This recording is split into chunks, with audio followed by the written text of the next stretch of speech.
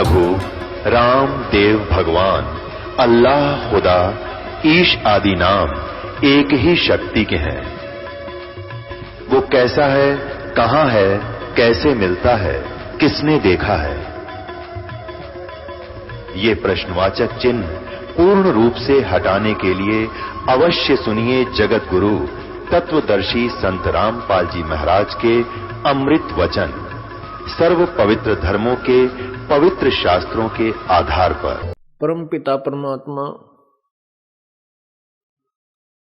सारी सृष्टि के रचनहार कुल मालिक कबीर देव कबीर परमेश्वर अपनी प्यारी आत्माओं को काल के जाल से छुड़वाने के लिए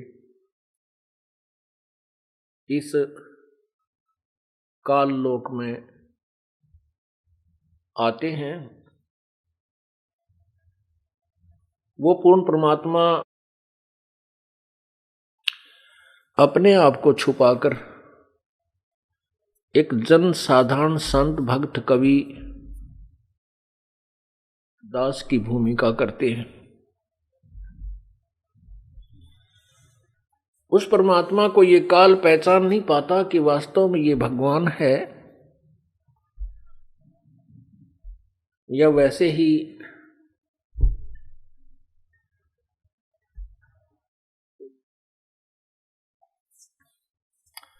शांत है।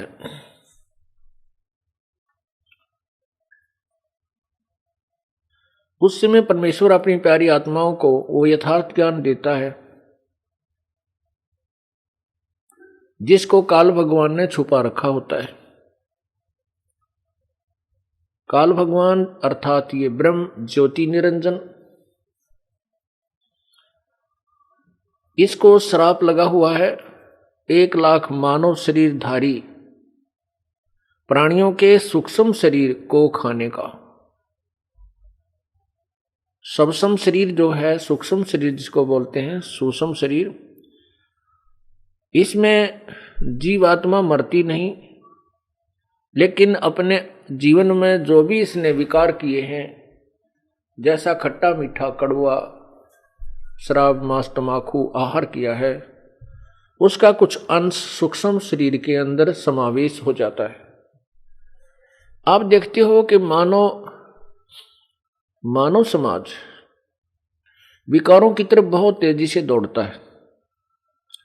शराब ये पीने की वस्तु नहीं है, तंबाकू ये बिल्कुल यूज नहीं करना चाहिए, मानव समाज का आहार नहीं। सभ्य समाज, शिक्षित समाज और शिष्ट समाज का ये आहार नहीं है। मांस आहार ये बिल्कुल भी मानव समाज का नहीं है, ये दुरात्माओं का आहार होता है। और काल हमें दुरात्मा ही बनाना चाहता है कि ये सर्व विकार करें और मेरे जाल में फंसे रहें। एक छोटी सी बीड़ी सिगरेट अर्थात तंबाकू सेवन ये प्राणी नहीं त्याग पाता और इस बुराई को बहुत ही संघर्ष से स्वीकार करता है। क्योंकि जब ये स्टार्ट होता है, कोई भी बच्चा, कोई पुरुष या स्त्री, बहन बेटी भाई, जब इस विकार की तरफ अग्रसर होते हैं, वो तंबाकू सेवन करने लगते हैं, बाई हुक्का या सिगरेट बीड़ी किसी भी तरीके से, तो उसका शरीर स्वीकार नहीं करता। जब वो कस लगाता है, धुआं अंदर जाते ही आंखों में पानी, बहुत बुरी तरह खांसी उठती है, क्योंकि शरीर की प्रकृति उसे स्वीकार करना नहीं चाहती।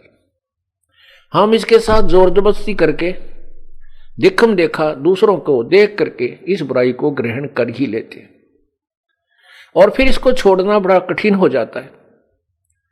क्योंकि मन जो है ये काल है, ये चाहता है ये ऐसे व्यसन करे जो तेरे को ज्यादा स्वादिष्ट हो। जब ये सूक्ष्म शरीर को तपस्या के ऊपर भूनता है तो उसमें से ये गंध निकालता है। पूर्ण परमात्मा की शरण में आने के उपरांत ही प्रभु की कृपा से ये मन जो है बुराइयां त्यागने लगता है। परमात्मा की कृपा से ही ये सब बीड़ी, शराब, मांस, तंबाकू आदि को ये प्राणी त्याग पाता है।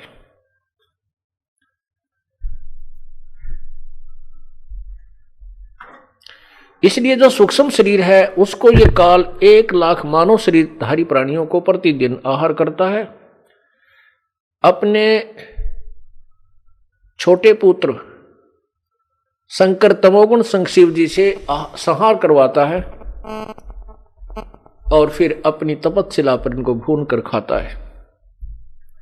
तपस्या पर जीव मरते नहीं, लेकिन मरने से भी बुरी दुर्गति हो जाती है। वो परमात्मा आकर के हमें इस काल के जाल को समझाते हुए बताते हैं, तू कौन कहां से आन फंदा, देखो आगे बिरानी क्यों जलता, समझे नहीं शोक शूद्र गैले, बड़े भूत भये जो पिंड भरता, ये चुंडित मुंडित पकड़ लिए, इनसे जम किंकर ना डरता, ये चुंडित मुंडित पकड़ लिए हैं, इनसे जम किंकर ना डरता। परमपिता क्या बताना चाहते हैं कि तू कौन कहां से आके फंस गया, यहां बिरानी आग में जल रहा है। बिरानी आग में हम कैसे जलते हैं? अपनी मोह ममता के कारण हम पुत्र, पुत्री, संपत्ति, माता पिता, भाई बहन,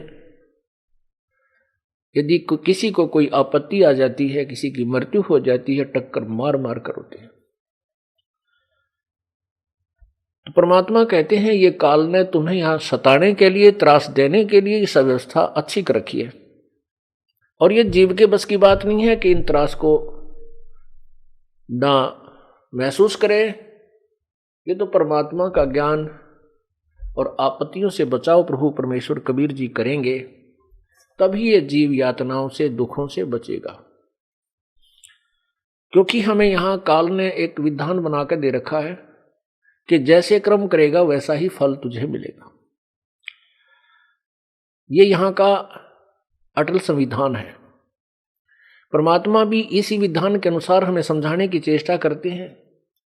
मन तो पावेगा अपना किया रे, भोगेगा अपना किया रे, मन तो पावेगा अपना किया रे, भोगेगा अपना किया रे।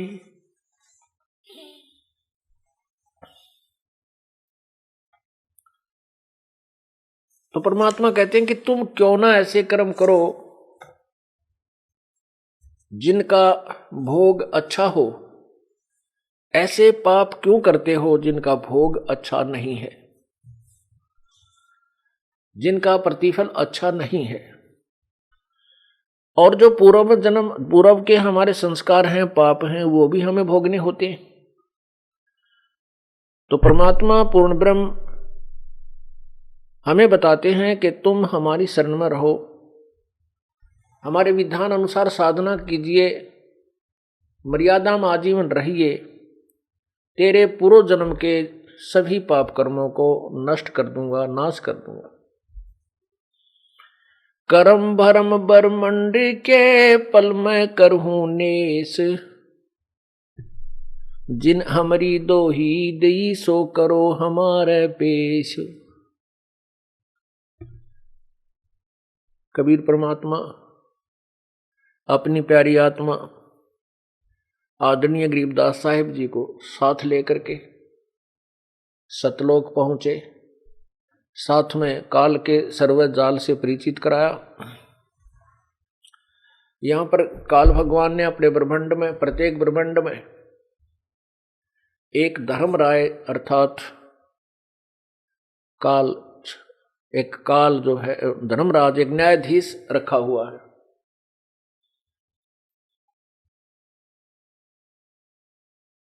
और उस न्यायाधीश को आदेश है कि जो भी जैसे कर्म करे वैसा ही फल उसको देना है, उसमें कोई परिवर्तन नहीं किया जा सकता। पूर्ण परमात्मा कबीर परमेश्वर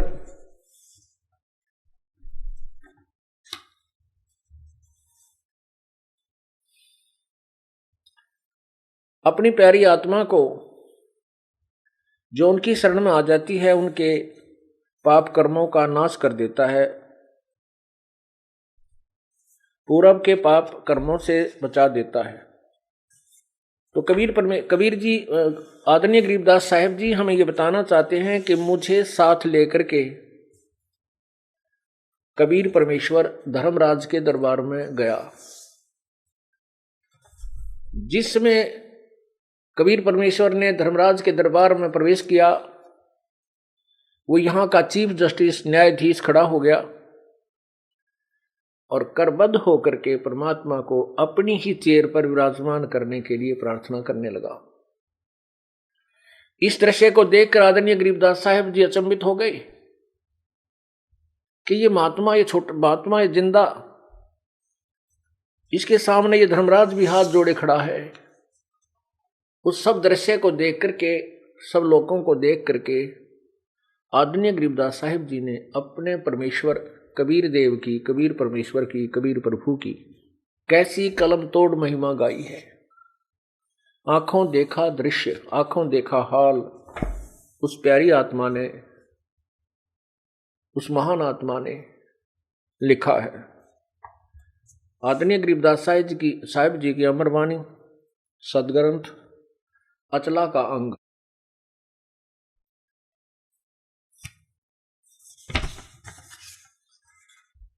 ग्रीपंजा दस्त कबीरी का, सिर पर रखो हंस, यम किंकर चंपे नहीं, उधर जावे तेरा वंश। कहते हैं अपने कबीर परमेश्वर का पूर्ण पंजा अपने शीश पर रख।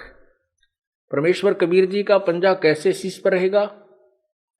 हम पूर्ण संत की तलाश खोज करके उस कबीर परमेश्वर के कृपा पात्र तत्वदर्शी संत की शरण ग्रहण करेंगे और फिर उसके द्वारा दिए गए उस सत्य नाम और सार नाम का हम आजीवन जाप करेंगे और मर्यादा में रहेंगे, तो आपके ऊपर कबीर परमेश्वर का पंजा बना रहेगा। कहते हैं यदि तुम ऐसे लगे रहोगे तुम्हारी 101 पीढ़ी तक को पार कर दूंगा, 101 पीढ़ी को पार कर दूंगा। परमात्मा की वाणी बिल्कुल भी गलत नहीं हो सकती क्योंकि वो समर्थ है। इसलिए गरीबदास साहिब जी कह रहे हैं, पंजा दस्त कबीरी का, सिर पर रखो हमसे, यम किंकर चंपे नहीं, उधर जाएगा वंश। खानदान पार हो जाएगा तेरा आने वाला। गरीब दर्द बंद दरवेश हैं, सतगुरु पुरुष कबीर, नाम लिए बंद छूटे है, ये टूटे यम जंजीर।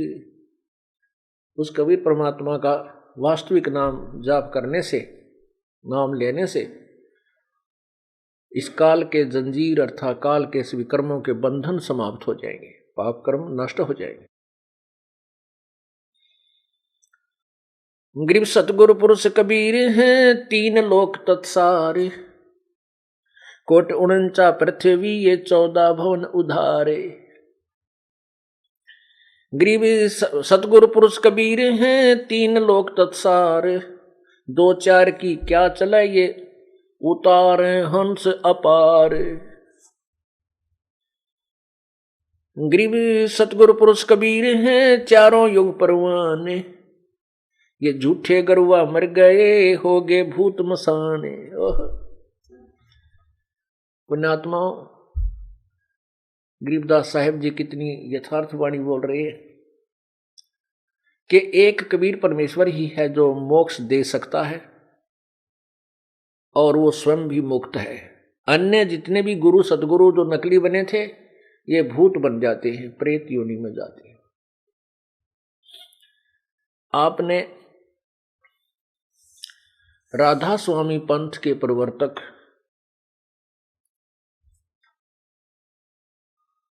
स्वामी शिवदयाल जी का जीवन चरित्र देखा, बहुत बार दिखाया है और कौन कितने पानी पुस्तक के अंदर भी उसका विस्तृत वर्णन, फोटोकॉपी जो समाचार पत्रों में भी हमने प्रकाशित किया है।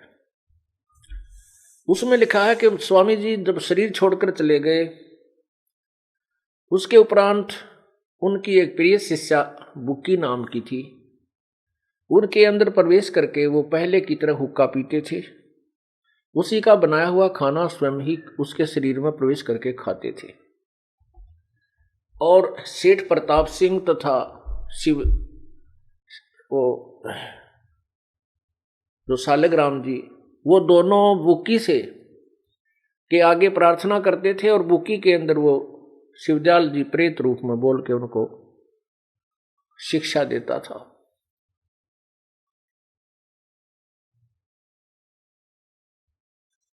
ये लक्षण प्रेत के होते हैं। तो यहां पर आदरणीय गरीबदास साहब जी कह रहे हैं, गरीब सतगुरु पुरुष कबीर हैं ये चारों युग परवान, झूठे गुरु मर गए वह हो गए भूत मसान, शमशान घाट पर वह भूत बन बैठे झूठे गुरु। गरीब झूठे गुरु के आश्रय कदे न उदर जीवे, साचा पुरुष कबीर है आद्य परम गुरु पीवे। गरीब सतगुरु पुरुष कबीरे का विषम पंथ बैराट, शिव सन का दिक झावे ही ये मुनि जन जो है बाट। गरीब सतगुरु पुरुष कबीर की कोई ना चल है गैल, बिना पंथ पग धरत हैं गगन मंडल में सैल।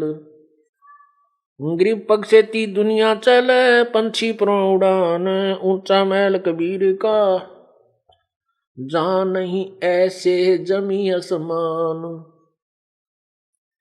गरीब नीम मंडेरन महल के नहीं घाट नहीं बाट, ऊंचा तख्त कबीर का कैसे कीजे साट। गरीब शंख स्वर्ग पर सैल है शंख स्वर्ग पर धाम, ऐसा अचरज देखिया वहां बिना नीम का गाम। अब यहां अचरज होता है कि भी बिना नीम का गांव कैसे है सतलोक में। यह भी वैज्ञानिकों ने समस्या हल कर रखी है कि जैसे चंद्रमा और पृथ्वी के बीच में एक खाली स्थान है, उसको सन बोलते हैं, सुन्न वैक्यूम प्लेस। तो वहां पर दोनों ही का गुरुत्वाकर्षण 0 हो जाता है। उस क्षेत्र में जाकर के आप कोई भी वस्तु रख दीजिए, वो वहीं स्टेबल हो जाएगी, ऊंचे ऊपर नीचे नहीं जाएगी। वहां पर चाहे यहां से कोई महल बनाकर ले जाइए और बगैर नीम के वहां रख दीजिए, वहीं रुक जाएगा।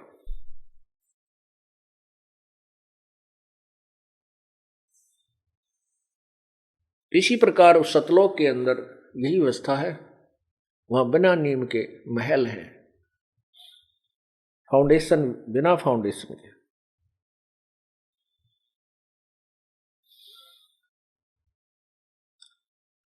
गरीब लख लख योजन उड़ते हैं स्वर नर मुनिजन संत, ऊंचा धाम कबीर का कोई न पावे अंते। कहते हैं ऐसे समाधि लगा करके लाखों कोष तक, लाख योजन यानी एक योजन 4 कोष का होता है, 4 लाख योजन तक ऊपर पहुंच जाती समाधि, लेकिन उनकी समाधि सतलोक में नहीं जा सकती क्योंकि वो 16 शंख कोष की दूरी पर है। गरीब ध्यावे सो पावे नहीं उल्ट पंथ की चाल, दिल ही अंदर दर्श है योजन शंख विशाल। के जो समाधिस्थ होते हैं वो नहीं पा सकते परमात्मा के उस सत्यलोक को, वो तो साधना सत्य साधना परमात्मा देगा। उस नाम के जाप से इस प्राणी में इतनी शक्ति आ जाएगी कि जब इस शरीर से निकल के ये चलेगा सौसम शरीर के अंदर, इसकी जो जाप का अभ्यास आप कर रहे हो सतनाम और सारनाम का, इसकी शक्ति से इतनी स्पीड से ये जीव यहां से जाएगा कि काल देखता ही रह जाएगा।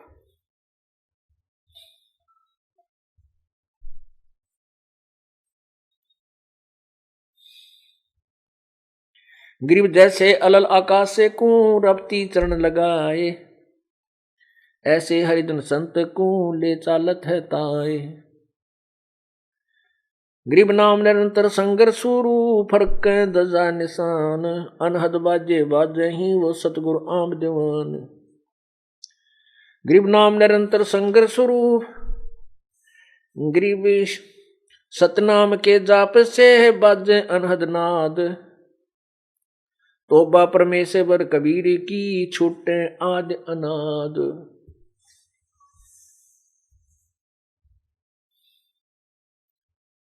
गरीब धर्मराय दरबार में।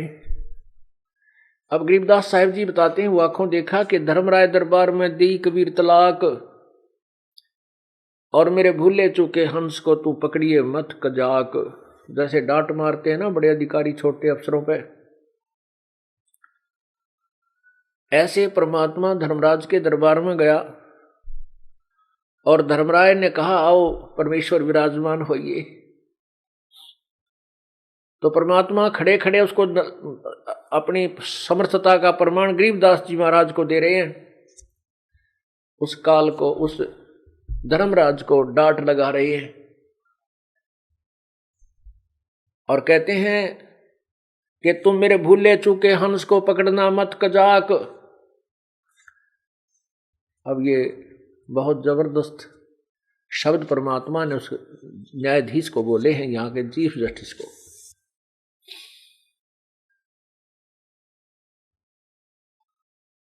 परमात्मा ने कहा कि मेरा हंस, मेरी आत्मा कोई भूल भटक कर नाम छोड़ दे, उसको भी तू उसका अकाउंट मत करना, उसका लेखा जोखा मत करना, उसको मेरे पास भेज देना। क्या बताते हैं? फिर धर्मराज कहता है कि प्रभु आपकी शरण में आने से पहले उस प्राणी ने बहुत ज्यादा पाप किए हुए होते हैं, और हमारा विधान है कि जो जैसे कर्म किए हैं वो उसका दंड मुझे देना ही पड़ेगा। परमात्मा कहते हैं उसका भी समाधान मैं कर दूंगा। उस प्यारी आत्मा के पूर्व के सब पाप कर्मों पर मैं क्रॉस लगा दूंगा, कांटा लगा दूंगा, काट दूंगा, नाश कर दूंगा। केवल एक कबीर परमेश्वर पूर्ण ब्रह्म सत्पुरुष ही है जो हमारे पाप कर्मों का नाश कर सकता है। उसी के विषय में यजुर्वेद अध्याय नंबर 8 के मंत्र 13 में 7 बार लिखा है। ये पुण्यात्माओं क्या बताते हैं? धर्मराय दरबार में देई कबीर तलाक, मेरे भूले चूके हंस को तू पकड़िए मत कजाक। बोले पुरुष कबीर से धर्मराय कर जोड़े, तुमरे हंस को पकड़ू नहीं, मुझे 2 ही लाख करोड़। फिर प्रार्थना करता है, कर्मों से तीरथ हैं ये मुख से कहें कबीर, उनको तो मैं पकड़ूंगा और जड़ों तो जंजीर। मधारी नारी मधारी जारी नरा जो भांग तमाकू खाई, परदारा पर घर तक जिनको ल्यूं अकनाही। पहले कबीर साहब क्या बोलते हैं? चुंबक रूपी शब्द है और लोहे रूपी जीवे, पर्दे माही मिलूंगा मैं दरस परस हो पीवे। चुंबक हमारा रूप है ये लोहे रूपी प्राण, धर्मराय त्रिबंध से मैं ले उड़ू अचानक ले जाऊंगा अपनी प्यारी आत्मा को, तू देखता रह जाएगा।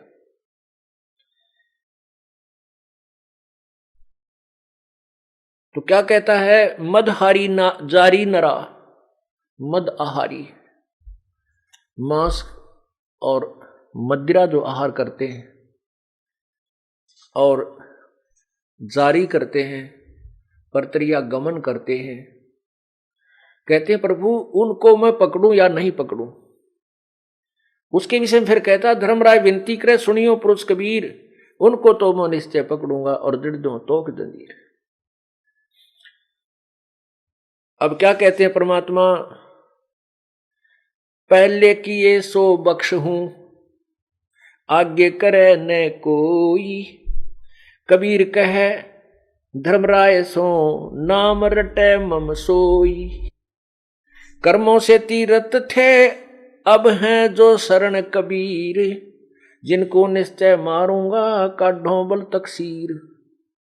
तो क्या कहते हैं परमात्मा, पहले किए सो बख्श हूं आगे करे ना कोई। कबीर कहे धर्मराय सो नाम रटे मम जोई। अब पहले जो किए हैं उनको मैं बख्श दूंगा, समाप्त कर दूंगा, नष्ट कर दूंगा। आगे कोई नहीं करेगा क्योंकि उनको ऐसा ज्ञान दे दूंगा। फिर क्या बताते हैं, कर्म परम ब्रह्मांड के मैं पल में करहूं नेश, जिन हमरी दो ही दी सो करो हमारे पेश। जैसे हम यहां से जाएंगे और जो नालायक हैं, जो पुण्यात्मा थी लेकिन सतगुरु शरण में आकर के फिर विचलित हो जाती हैं, यदि वो गुरुद्रोही नहीं होते हैं तो वो काल के जाल में ही रह जाते हैं, वो पार नहीं हो पाएंगे। लेकिन उनको इतना कंसेशन जरूर दे देगा परमात्मा कि अब तो हम जो वचन परमात्मा के सुनाते हैं ये सत्य हैं, और जो इनको सत्य मान रहा है वो अपने ठीक सच्ची लगन से लगा हुआ है, वो भक्ति कर रहा है। और कुछ जो विचलित हो जाता है किसी सोसाइटी से या किसी कारण से, वो गुरुद्रोही नहीं होता है और भक्ति से विचलित हो जाता है, तो वो यहीं रह जाएगा।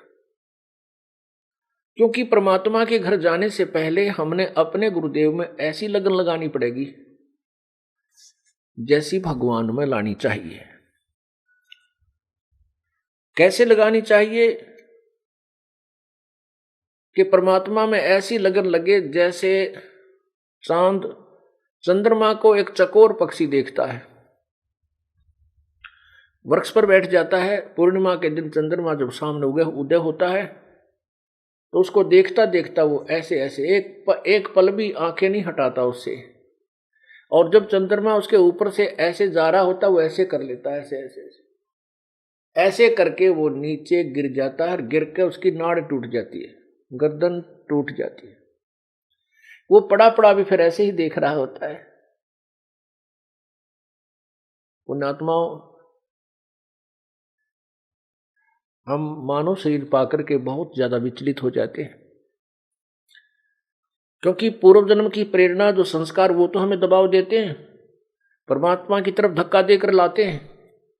लेकिन कुसंगत और काल के प्राणी, काल के लोग के जो पथभ्रष्ट व्यक्ति हैं वो हमें डगमग कर ही लेते हैं। किनको कर लेते हैं? जो सतगुरु के वचनों पर विश्वास नहीं करते और उनकी सोच कुछ अपनी मिलीजुली सोच से ही आधारित हो जाते हैं, वो फिर यहीं रह जाते हैं, वो गुरुद्रोही नहीं हो पाते हैं। तो उनको परमात्मा जब यहां से धर्मराज के दूत पकड़ कर ले जाते हैं, वो वहां जाकर याद आती है उसको ये बातें कि मैंने तो सचमुच बहुत भूल कर दी और मैं गलत जगह आ गया। क्योंकि हमारे भगवान के शरण में तो हमारा कोई अकाउंट न्यायाधीश नहीं ले सकता, और जब यहां हमारा न्यायाधीश अकाउंट ले रहा है, हमारा हिसाब किताब कर रहा है, न्याय करने को तत्पर है, तो हम गलत जगह आ गए। ये ज्ञान आपको फिर याद आएगा। परमात्मा कहते हैं शिव ब्रह्मा इंद्र शिवलोक ब्रह्मापुरी से इंद्र लोक में हो, विष्णु लोक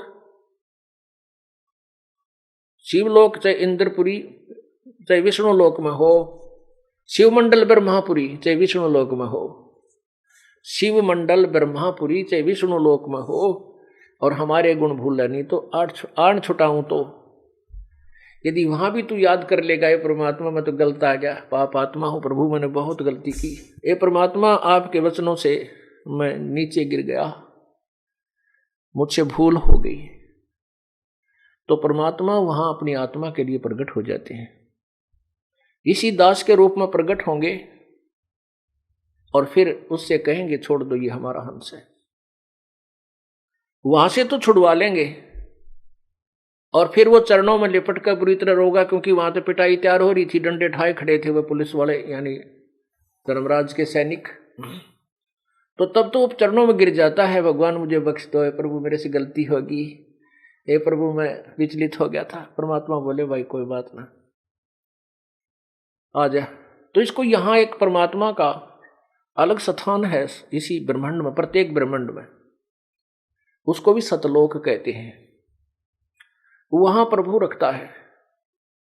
फिर जब कभी भक्ति युग होता है, सतयुग से प्रारंभ कर देता है, सतयुग में फिर उसको मिलता है, फिर त्रेता द्वापर, फिर कलयुग में आकर के उसको फिर पुनर्जन्म देता है।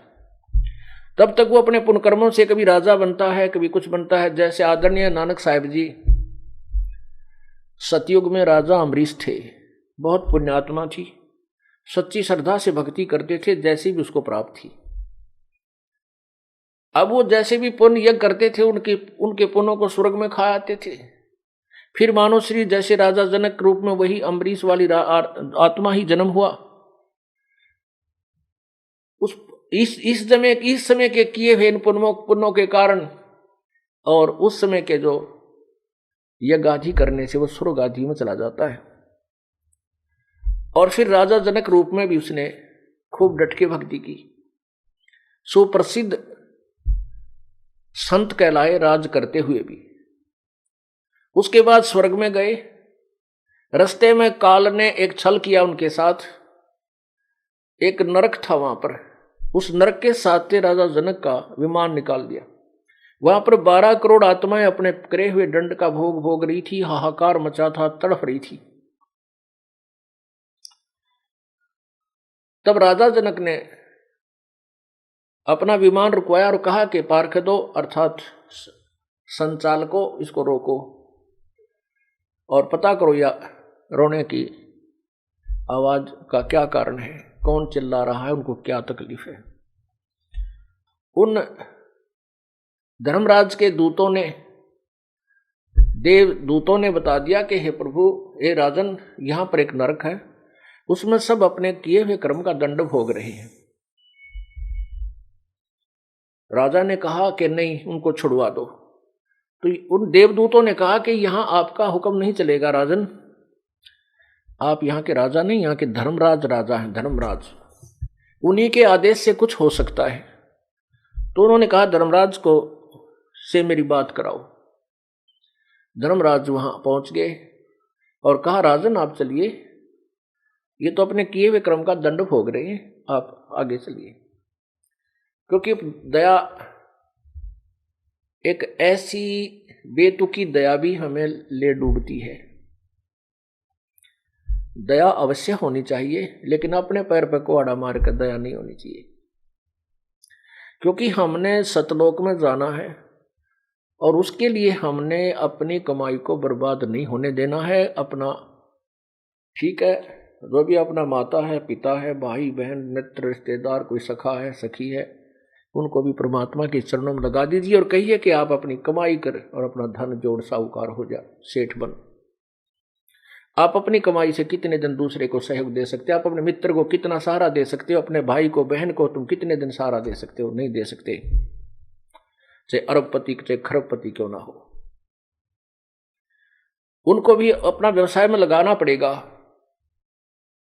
तभी वो सफल होंगे। तो ऐसे ये दया का जो दौर है, इसको ना समझ करके हम बर्बाद कर देते हैं, अपना जीवन खोल बैठते हैं।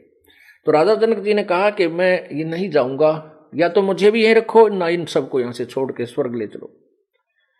तो उसमें धर्मराज ने कहा कि एक उपाय है इसका, आप अपने कुछ पुण्य इनको संकल्प कर दीजिए, इनको दान कर दीजिए, फिर हम इनको यहां से निकाल के स्वर्ग ले चलेंगे। राजा जनक ने आओ देखा ना ताव देखा, अपने 50% पुण्य उनको दान कर दिए।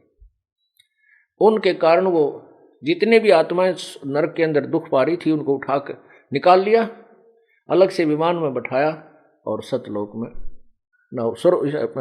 जो स्वर्ग लोक में भेज दिया। वही राजा जनक जो 50% अपने जन्म बर्बाद कर दिए थे पुण्य, 50% को आधे कर्मों का भोग स्वर्ग में भोग कर वो फिर कलयुग में श्री नानक जी के रूप में, संत नानक जी के रूप में अवतरित हुए, जन्म हुआ। ये वही पुण्यात्मा थी जो पहले कभी किसी समय परमात्मा की शरण में लगे हुए थे किसी कलयुग में, और फिर ऐसे ही विचलित हो गए थे। अब ठीक है, उनको दो राजा भी जन्म मिले। पहले राजा अम्बरीश रूप में उनके नौकर होते थे, सैनिक होते थे। राजा जनक रूप में उनके नौकर होते थे सैकड़ों हजारों की संख्या में। और अब वही पुण्यात्मा स्वयं नौकर लगी है। एक नवाब के सुल्तानपुर में, एक नवाब के यहां मोदी खाने में स्वयं नौकर लगी। परमात्मा का विधान है, जो जन हमारी शरण है ताका हूं मैं दासे, गैल गैल ला गया फिरूं जब तक धरती आकाश से। पुण्यात्माओं वो परमात्मा फिर आए, जिंदा महात्मा के रूप में वहां बेई नदी पर प्रकट हुए, जहां गरीब नानक साहब जी वहां स्नान करने के लिए जाते थे। वहां से उनको सतलोक लेकर गए, सचखंड दिखाया और पूरा व्यवस्था दिखा करके वापस छोड़ दिया तीसरे दिन। तब उस प्यारी आत्मा ने कहा था कि काशी में जाकर देखा उस पुण्यात्मा को, परमात्मा को, जो सतलोक में देखा था।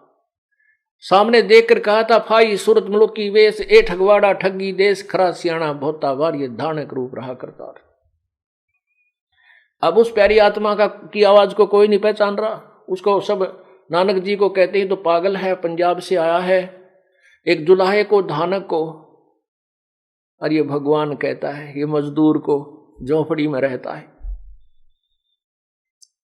तब परमात्मा ने उसे कहा था कि आप मेरे गवाह बन गए हो, इनसे मत टकराओ, मेरी महिमा का गुणगान करो।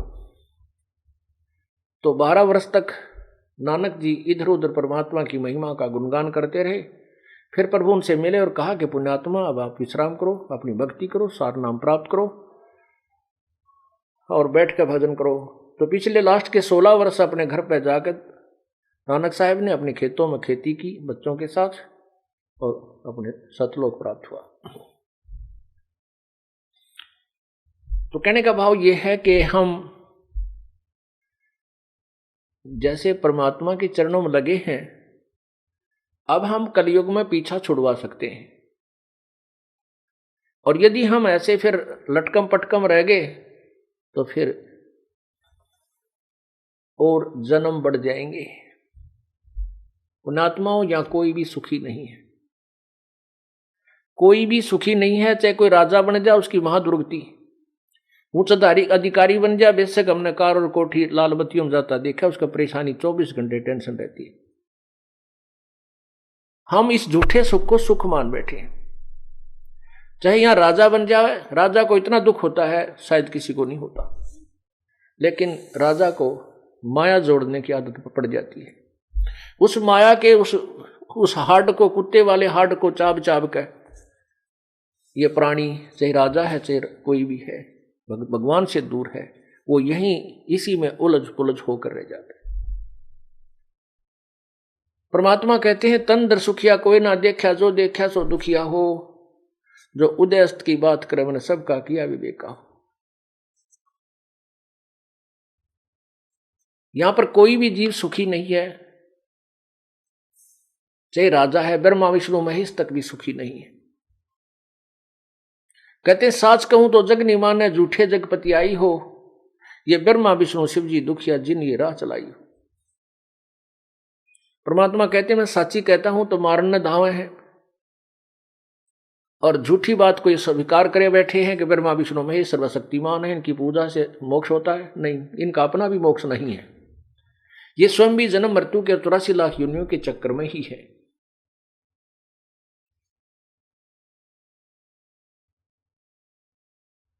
कहने का भाव यह है कि परमात्मा फिर उस प्यारी आत्मा को सतलोक, अपने यहां के मिनी सतलोक में ले जाते हैं। वहां जाकर वो खूब रोता है, और उस जैसे नालायक वहां बहुत बैठे पाएंगे, सभी बैठ कर बतलाते हैं हमने नाश कर लिया, हमने बड़ी बनाई बात बिगाड़ दी। अब पता नहीं कौन से कलयुग में परमात्मा कब दया होगी या ना होगी, क्यों कलयुग के अंदर ये काल इतना सतर्क हो जाता है, नाना प्रकार के पंथ बना देता है, भिन्न भिन्न प्रकार के मजहब बनवा देता है।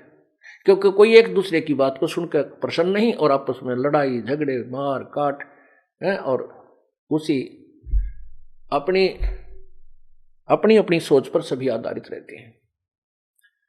फिर भी परमात्मा बहुत को दया करते हैं, अपनी समर्थता के कारण, अपने तत्व ज्ञान के तोब के गोले के आधार पर इस अज्ञान रूपी किले को ढा देते हैं।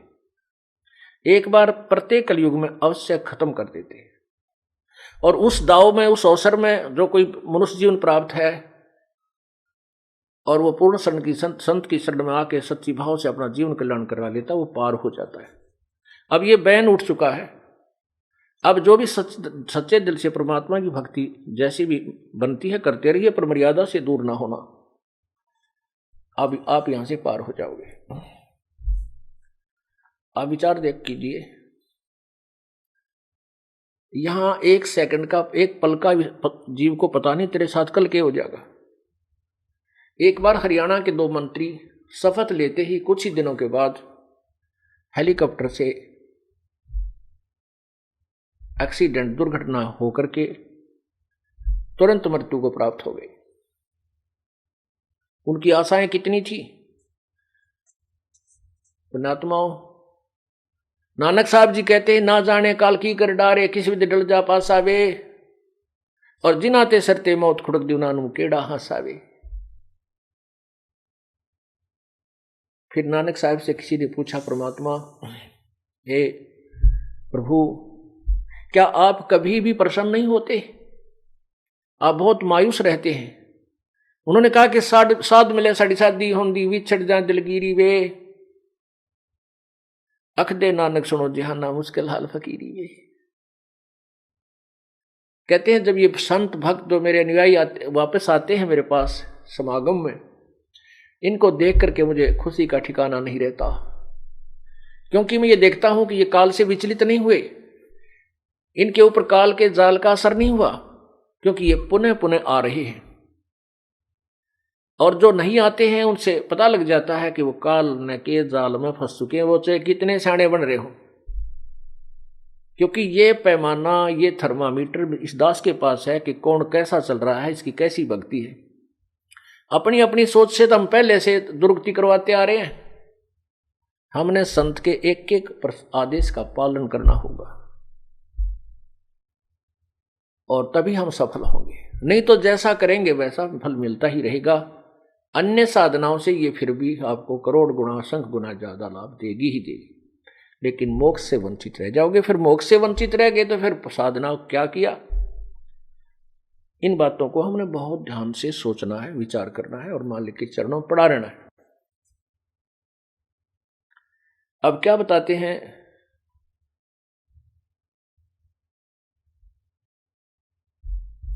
कर्म शिव मंडल ब्रह्मापुरी जो विष्णु लोक में होए, हमरे गुण भूला नहीं तो आन छुटाऊं तो ही। अब धर्मराज ही स्वयं कहता है कि हे प्रभु, जागट नौबत नाम की,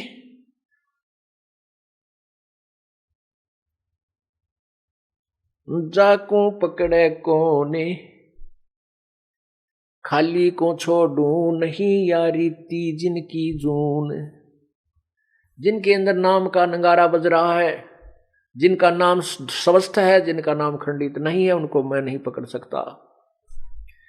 और जो उसके रहित हो चुके हैं, खाली हो चुके हैं, खंडित हो चुका है, उनको मैं पकड़ूंगा, क्योंकि वो तो 84 लाख योनियों में जाने के योग्य ही हैं।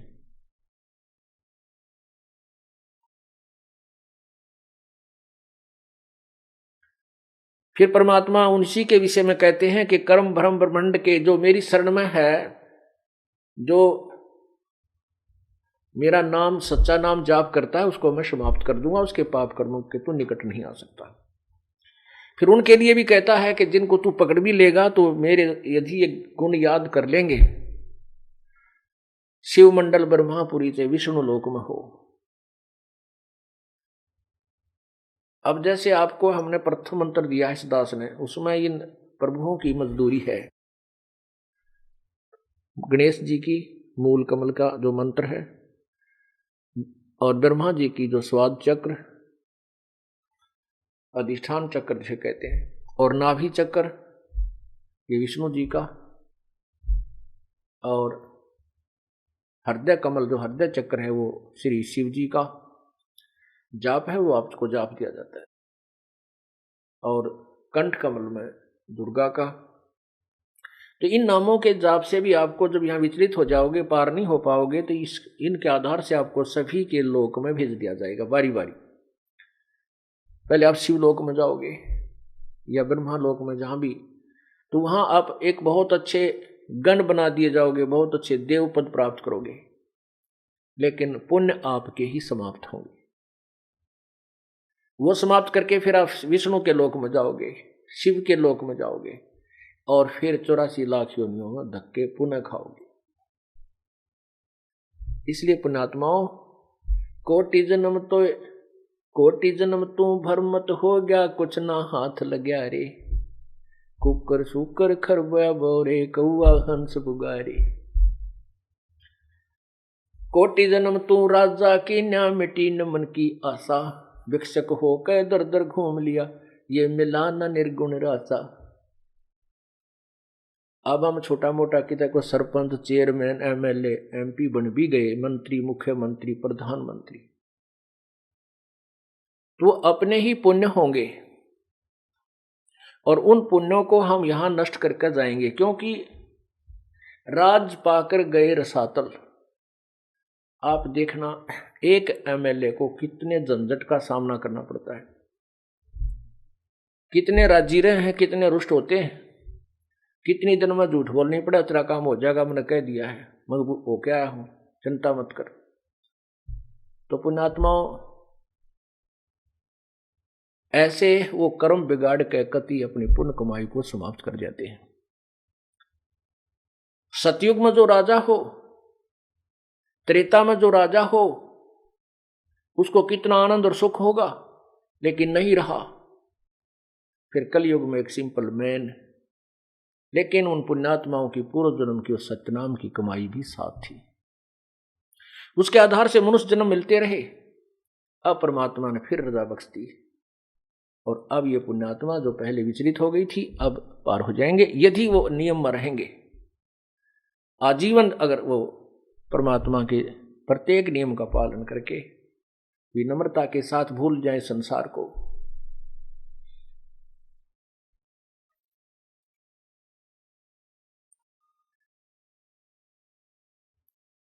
त्रिलोकी का राज है ये ब्रह्मा विष्णु महेश, ऊंचा धाम कबीर का सतलोक परदेश।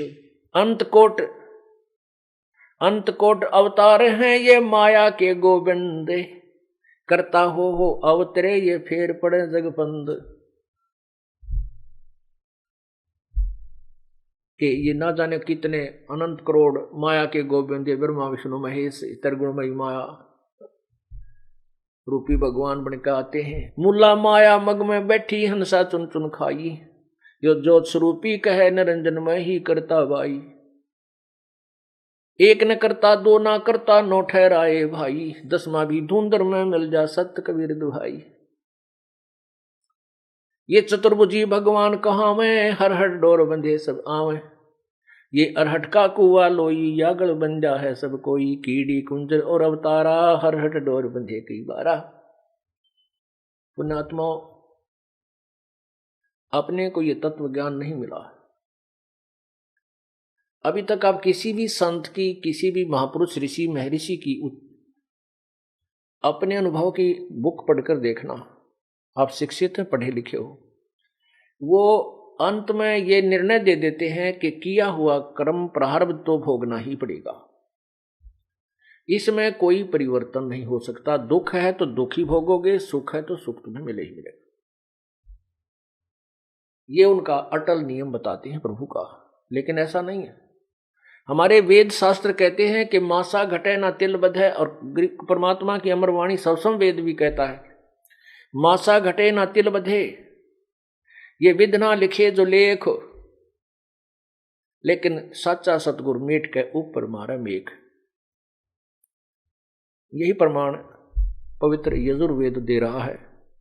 8वें अध्याय के 13वें श्लोक में, मंत्र में आप देखिएगा, ये देखिएगा यजुर्वेद,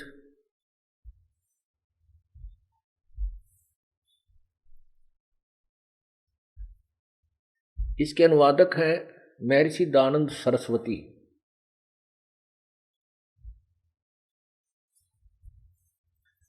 इसके ये कहाँ से प्रकाशित है? प्रकाशक हैं सर्वदेशी कार्य प्रतिनिधि सभा 2/5 महर्षि दयानंद भवन, रामलीला मैदान, नई दिल्ली। यजुर्वेद भाष्य संपूर्ण 40 अध्याय, महर्षि दयानंद सरस्वती कृत। मुद्रक है Prince offset printers, Pataudi house, Daryaganj, नई दिल्ली।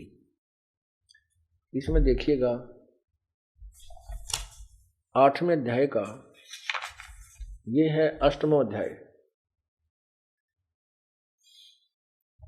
पृष्ठ 241 पे। ये यहां पर इसकी संस्कृत है, देवकर्तस्य, ये 13वें का श्लोक है, 8वें अध्याय का 13वां मंत्र है। ये देवकर्तस्य, ये सारा जो संस्कृत में लिखा है, जिसको हम संस्कृत के साथ ना खसे, हम अपने यथार्थ पे आते हैं। इन्होंने अनुवाद किया है 242 पे महर्षि दयानंद जी ने। ये सब के उपकार करने वाले मित्र मैंने परमात्मा, तुमेव माता च पिता, तुमेव बंधु च सखा। मित्र, आप देवकर्तस्य, दान देने वाले के एनस्य शब्द याद रखना, एनस्य माने अपराध यानी पाप के, विनाश करने वाले असी माने हो।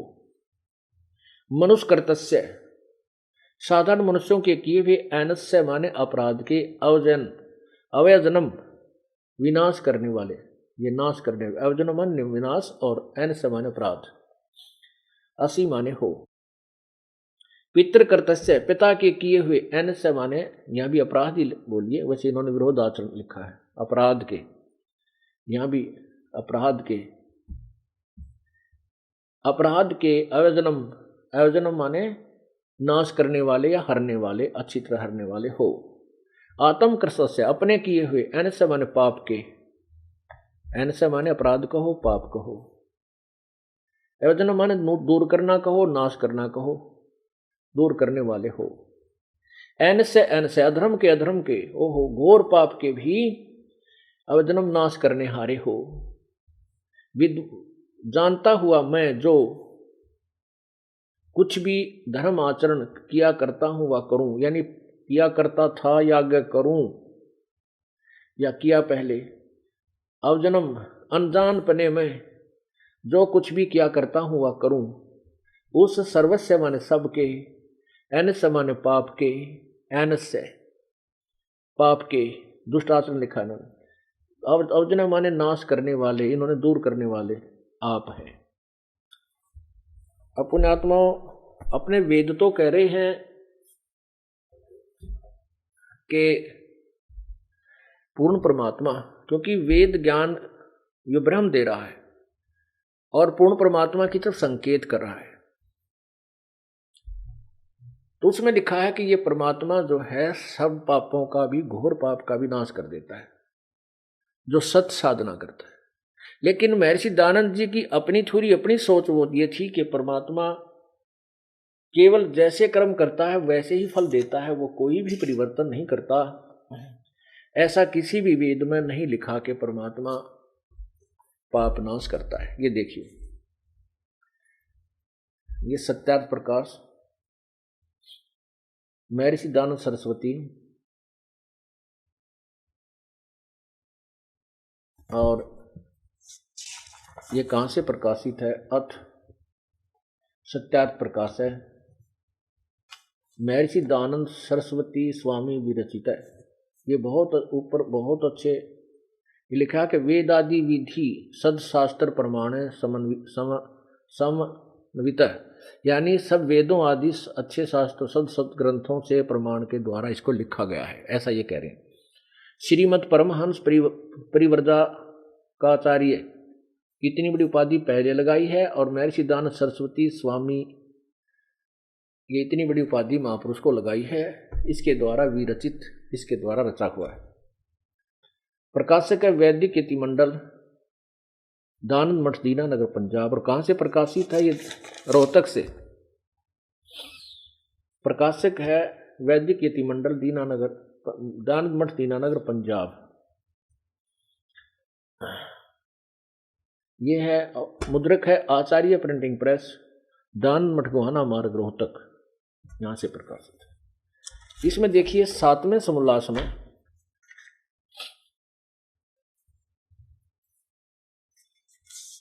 ये देखना 154 पृष्ठ पे सप्तम समोल्लास, सप्तम समोल्लास है, पृष्ठ 154, 154।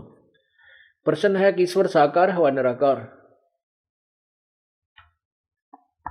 प्रश्न है ईश्वर साकार है व निराकार। उत्तर महर्षि जी का निराकार। यहां प्रश्न,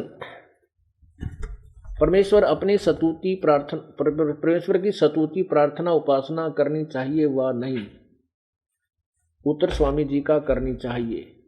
प्रश्न, क्या स्तुति आदि करने से ईश्वर अपना नियम छोड़कर स्तुति प्रार्थना करने वाले का पाप छुड़वा देगा? उत्तर नहीं। तो फिर स्तुति प्रार्थना क्यों करना? प्रश्नकर्ता कहता है फिर स्तुति प्रार्थना की आवश्यकता ही क्या है? उत्तर स्वामी जी का गुण के करने का फल अन्य ही है। प्रश्नकर्ता कहता है क्या है? स्वामी जी का उत्तर है स्तुति से ईश्वर में प्रीति, उसके गुण कर्म स्वभाव से अपने गुण कर्म स्वभाव का सुधरना, और प्रार्थना से निरअभिमानता, उत्साह और सहाय का मिलना, उपासना से परब्रह्म से मेल और उसका साक्षात्कार होना। अब देखो इस पृष्ठ पे तो लिख रहे हैं परमात्मा निराकार है, और यहां सिद्ध कर रहे हैं परमात्मा का साक्षात्कार होता है, परब्रह्म से मेल, उससे मिलन हो जाता है। पुण्यात्माओं, यदि कोई कहे कि दवाई औषधि खाने से रोग समाप्त नहीं होता, नष्ट नहीं होता, उससे केवल पहलवान बनते हैं, तो क्या वो वैध है? नहीं। यदि कोई कहे कि साबुन लगाने से, पानी और साबुन का प्रयोग करके कपड़े को स्वच्छ किया जा सकता है, उत्तर मिले कि नहीं, साबुन लगाने से कपड़ा का मैल नहीं नाश होता, अपितु कपड़ा मजबूत बन जाता है। क्या उस व्यक्ति ने कभी जीवन में साबुन प्रयोग किया है या देखा है? नहीं। यही परिभाषा, यही जो है थ्योरी, यही सिद्धांत, यही व्याख्या महर्षि दयानंद की है। ये कहते हैं कि परमात्मा पाप नहीं काट सकता, और इधर कह रहे हैं परमात्मा निराकार है, वहां साकार सिद्ध करेंगे, परब्रह्म से मेल, दो भगवान सिद्ध कर दिए। जबकि ये कहते हैं मैं अनेक भगवान नहीं मानता, केवल एक ही प्रभु मानता हूं। इसी 7वें अध्याय के ही 152 पृष्ठ पे, 151 पृष्ठ पे ये देखिएगा, सप्तम समोल्लास है ये, और पृष्ठ 151 है, ये 150 है, इधर 151 हाथ से लिखा, यहां प्रिंट नहीं था। यहां क्या लिखा है कि वेद में अनेक ईश्वर अनेक हैं, इस बात को तुम मानते हो व नहीं? उत्तर स्वामी जी कहते हैं नहीं मानते, क्योंकि चारों वेद में कहीं यह नहीं लिखा जिससे अनेक ईश्वर सिद्ध हों, किंतु यह तो लिखा कि ईश्वर एक है। अब यहां दो आप सिद्ध कर रहे हैं स्वामी जी। ये कहते हैं उपासना से, ये देखना 154 पे, 155 पे कह 54 पद कह रहे हैं निराकार, और 155 पे कह रहे हैं उपासना से परब्रह्म से मेल और उसका साक्षात्कार होना। यहां पर दोनों सिद्धांत फेल कर दिए ना, अपने आप पे। हम तो दास तो कुछ कह ही नहीं रहा। अब वेदों में आपने देख लिया कि पाप, परमात्मा घोर पाप को भी काट देता है। तो ये शास्त्र जो है, ये किसी भी होश वाला व्यक्ति ऐसी व्याख्या नहीं कर सकता। ये कोई नशेड़ी लिख सकता है ऐसा। इस पृष्ठ पे ये याद नहीं तू क्या लिख रहा है, अगले पृष्ठ पे तू क्या लिख रहा है, ये अवश्य नशा करता था। आपको प्रमाण दिखाता हूं इन्हीं के करकमलों द्वारा लिखा हुआ।